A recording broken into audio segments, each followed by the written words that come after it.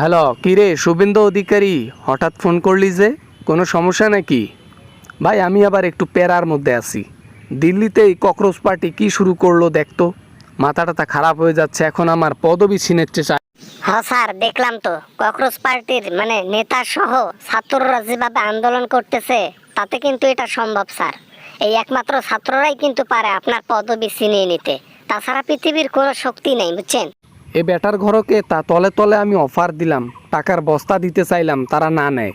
তারা নাকি এসব করলে ধোকা দেওয়া হবে জনগণকে, এজন্য তারা টাকা নেয় নাই, ইনকার করছে। এখন কি করা যায় বলতো শুভেন্দু?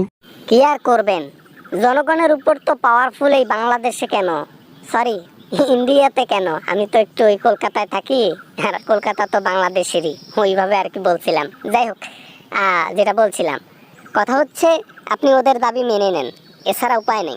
আরে বেটা, দাবি কি রাখছি নাকি? ফেলায় রাখছি কোনো দাবি? দাবি তো মেনেই নিচ্ছি আমি। আমি অলরেডি শিক্ষামন্ত্রীর পদবি ছিনিয়ে নিয়েছি। পদবি ছিনিয়ে নিয়ে এখন তাকে বসিয়ে দিয়েছি। তারপরও তো ওরা মানতেছে না। এখন কি চায় জানো? আমাকে আর বলতে হবে না ওরা কি চায়, আমি বুঝতে পেরেছি। আপনার পদবি ছিনতে চায়, প্লাস হাসিনা যে আমাদের দেশে আছে, হাসিনাকে বের করে দেওয়ার জন্য তারা মাঠে নেমেছে নতুন করে, তাই তো? একদম ঠিক বলেছ শুভেন্দু, মনের কথাটা ধরতে পেরেছো।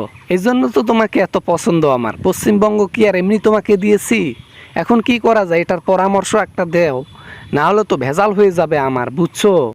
আপনার ভেজাল মানে আমারও ভেজাল, আপনার ভেজাল মানে পুরো বিসিবি পার্টির মধ্যে যত নেতা আছে সবার ভেজাল। কিন্তু আমরা তো এটা করতে পারবো না, আমাদেরকে সলিউশন খুঁজতে হবে। আর আমি অলরেডি সলিউশন বেরও করে ফেলেছি, আপনি পারমিশন দিলে আমি বলতে পারি। আরে বেটা, পারমিশন কি? পারমিশন কি? হ্যাঁ, তোর মুখে যা আছে, তোর মনের মধ্যে যা আছে তুই বলে ফেল, সমস্যা নাই। আমার সাথে পারমিশন নিয়ে কথা বলতে হবে না। যা মনে আছে প্ল্যান করছিস বলে ফেল। ঠিক আছে, বলতেছি। এক, হাসিনার এখানে থাকা যাবে না, হাসিনার পেছনে লাথি দিয়ে বাংলাদেশে পাঠাইতে হবে। দুই, জনগণ যা চাইবে আপনার কাছে তা দিতে হবে, কোনো কথা হবে না। তিন, আপনাকে নত হয়ে চলতে হবে, জনগণ যা চাচ্ছে ওই হিসাবে দেশে থাকতে হবে, চলতে হবে। যদি এইটা করতে পারেন তাহলে পথ ঠিক থাকবে, না হলে মৃত্যু। সবই তো ত্যাগ করতে পারবো, সবই ঠিকঠাক করতে পারবো, কিন্তু এই হাসিনাকে ছাড়া থাকবো কেমনে আমি? একটা মাত্র বউ শেষ বয়সে পাইছি, সেটাকেও হারাতে হবে? পাওয়ারের জন্য অনেক সময় অনেক কিছু ত্যাগ করতে হয়।